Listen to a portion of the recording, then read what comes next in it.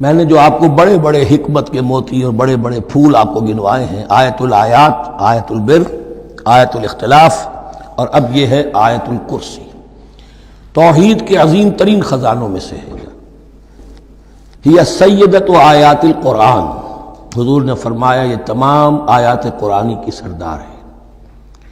جس طریقے سے آیت بر اور سورۃ العصر میں ایک نسبت ہے کہ ہدایت اور نجات کی شرائط ساری کی ساری ایک چھوٹی سی صورت میں اللہ نے جمع کر دی، والعصر ان الانسان لفی خسر الا الذین آمنوا وعملوا الصالحات وتواصوا بالحق وتواصوا بالصبر، لیکن اس کی تفصیل ایک آیت میں آئی، وہ آیت البر ہے۔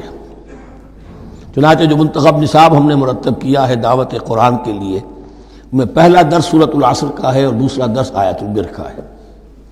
جو نسبت سورۃ العصر میں ہے کہ وہ سورت ہے، یہ آیت ہے، لیکن اس آیت میں کئی صورتیں نکل سکتی ہیں حجم کے اعتبار سے سورۃ العصر کے برابر۔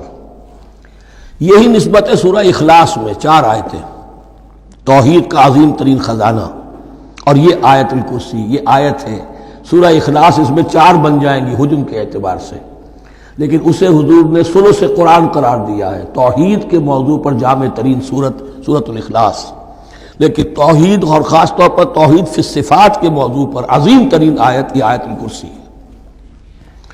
اللہ لا الہ الا ہو، اللہ وہ معبود برحق ہے جس کے سوا کوئی الہ نہیں، بڑا کیٹیگوریکل۔ الحی القیوم، وہ زندہ ہے از خود اور باخود، اس کی زندگی مستعار نہیں ہے۔ وہ جو کہا ہے کہ مانگ کے لائے تھے 4 دن، 2 آرزو میں کٹ گئے، 2 انتظار میں، عمر دراز مانگ کے لائے تھے۔ اللہ کی زندگی ہے اس کی از خود زندگی، کسی کی دی ہوئی نہیں، اور اس زندگی میں کوئی ضعف نہیں، کوئی کمزوری نہیں، کوئی احتیاج نہیں۔ آگے آ جائے گا، نہ اسے نیند آتی ہے نہ اونگ آتی ہے۔ قیوم، خود اپنی جگہ وہ زندہ جاوید ہستی ہے، اور باقی ہر شے کا وجود اس کے حکم سے قائم ہے، کوئی شے قائم نہیں ہے بغیر اس کے اذن کے۔ تو گویا کہ احد اور الصمد، اللہ اپنی جگہ احد، لیکن باقی پوری کائنات کے لیے صمد ہے، جو سورہ اخلاص میں 2 الفاظ آئے ہیں، قل هو اللہ احد اللہ الصمد۔ اللہ حی ہے اور قیوم ہے، لا تأخذہ سنۃ ولا نوم، اس پر غالب نہیں ہو سکتی نہ نیند نہ اونگ۔ لہو ما فی السماوات و ما فی الارض، آسمان اور زمین میں جو کچھ ہے اسی کا ہے، ملکیت تامہ، ملکیت حقیقی اس کی ہے۔ من ذا الذی یشفع عندہ الا باذنہ، کون ہے وہ جو شفاعت کر سکے اس کے پاس مگر اس کی اجازت سے۔ اب یہ مقام آیا ہے سورہ بقرہ میں پہلی مرتبہ، 3 مرتبہ کیٹیگوریکل ڈینائل کے بعد، کوئی شفاعت نہیں، کوئی شفاعت نہیں، کوئی شفاعت نہیں۔ یہاں بھی جو انداز ہے بہت ہی جلالی انداز ہے، منظر نظی، کس کی یہ حیثیت ہے، کس کا یہ مقام ہے، کس کو یہ زور حاصل ہے کہ وہ اپنے اختیار کے بل پر، جو اپنی حیثیت کی بنیاد پر شفاعت کر سکے؟ ہاں، جس کے لیے اللہ اجازت دے دے۔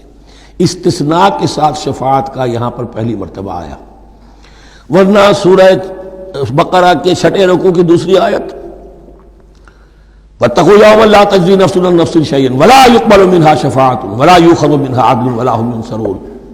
15 رکوع کی دوسری آیت، واتقوا یوما لا تجزی نفس عن نفس شیئا ولا یقبل منها عدل ولا تنفعها شفاعۃ ولا هم ينصرون۔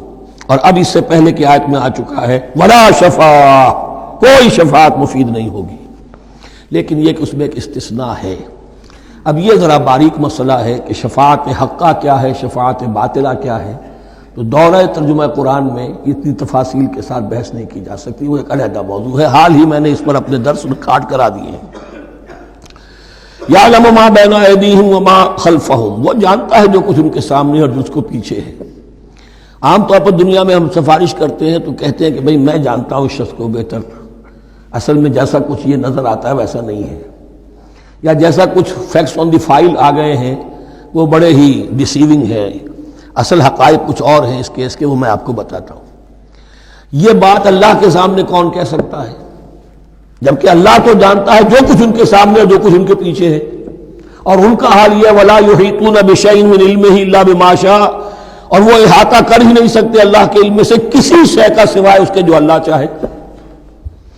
باقی ہر ایک کے پاس علم جو ہے اللہ کا عطائی علم ہے، دیا ہوا علم ہے، محدود علم ہے. بڑے سے بڑا رسول ہو، بڑے سے بڑا ولی ہو، بڑے سے بڑا فرشتہ ہو. لا علم لنا الا ما علمتنا، ہم پڑھائیں چوتھے رکوع میں. تو کون کہہ سکتا ہے؟ من ذا الذی یشفع عنده الا باذنہ یعلم ما بین ایدیہم وما خلفہم ولا یحیطون بشیء من علمہ الا بما شاء وسع کرسیہ السماوات والارض. اس کی کرسی تمام آسمانوں اور زمین کو محیط ہے. اب کرسی کے دو مفہوم یہاں ہو سکتے ہیں. ایک تو یہ کہ اس سے جو معنی مراد ہے یعنی اس کا اقتدار، اس کی قدرت، اس کا جبر، اس کا اختیار، یہ اتھارٹی پوری کائنات کو. ایک یہ بھی ہو سکتا ہے کہ اللہ تعالیٰ کے لیے ہم نہیں جان سکتے، یہ آیات متشابہات میں سے ہے کہ کوئی شے بھی ہو واقعتاً جس کو ہم اسے کرسی کہہ سکیں. عرش، کرسی، ان سب کے بارے میں یہ دونوں باتیں ذہن میں رکھیے. یہ بھی ہو سکتا ہے کہ ان کی کوئی مجسم حقیقت ہو جو ہمارے ذہن سے، ہمارے تخیل سے ماورا ہے. اور یہ بھی ہو سکتا ہے اس سے استعارہ مراد ہو. اس کا اقتدار و اختیار آسمانوں اور زمین پر چھایا ہوا ہے.